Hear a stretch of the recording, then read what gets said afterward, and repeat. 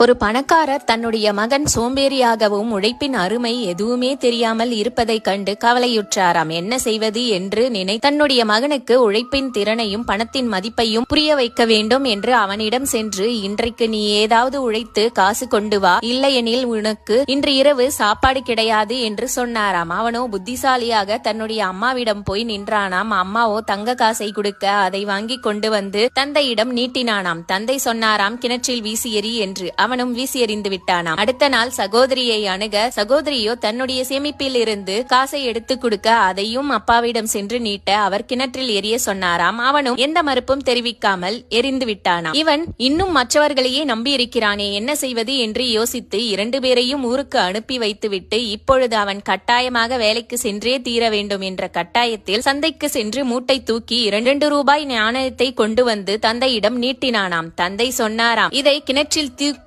வீசி எறி என்று. அப்பொழுது அவன் சொன்னான், நான் மூட்டை சுமந்து வியர் சிந்தி சம்பாதித்த பணம் என்று. அப்பொழுது தந்தை சொன்னாராம், கடின உழைப்பின் பலன்கள் வீணாகும் போது ஒருவன் வலியை உணர்கிறான். முந்தைய சந்தர்ப்பங்களில் நீ சம்பாதிக்காததால் பணத்தை கிணற்றில் வீசு சொன்னவுடன் வீசிவிட்டாய். உனக்கு எந்த பிரச்சனையும் இல்லை. கடின உழைப்பின் மதிப்பு இப்பொழுது புரிகிறதா என்று. அடுத்தவர்கள் சம்பாதித்து கொடுக்கும் பணத்தை சுலபமாக செலவழித்து விட முடியும். ஆனால் நம்மளே சம்பாதித்த பணத்தை அவ்வளவு சுலபமாக செலவழிக்க மனம் வராது.